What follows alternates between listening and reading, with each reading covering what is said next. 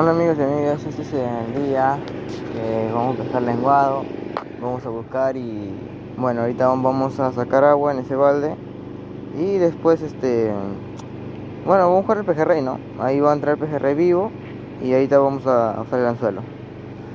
Por nada, voy a sacar agua y busco pejerrey. Bueno, vamos a buscar el lenguado, ¿no? O sea, ahí están los dos pejerreycitos, se ve. Dos pejerreyes porque uso dos anzuelos, así que ahí le buscamos, ¿no? Así va. Un anzuelo arriba y un anzuelo abajo. Ok. Vamos en busca de los lingotitos.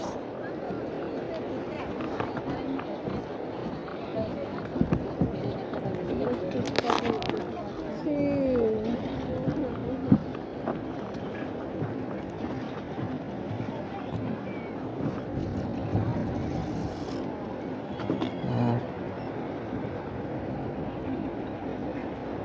Ahí va, ahí cayó para afuera.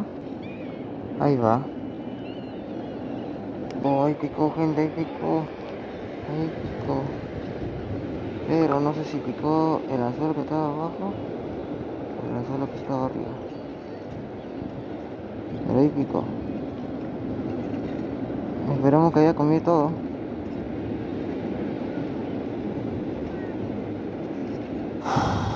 Siempre cuando agarras uno con carnada viva, bueno, en caso yo tengo unos nervios y en este caso él ya comió. Hasta que tengo unos nervios de la... ¡Ah! ¿Qué hago? Solo respiro, me calmo. Y ahí recién donde me preparo para jalar.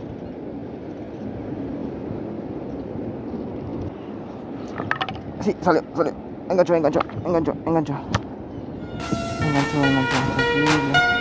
Tranquilo.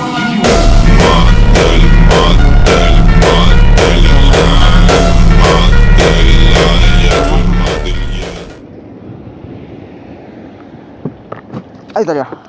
Ahí salió. Miren el tamaño de esa bestia, no era nada pequeño. Este es más grande que el que saqué.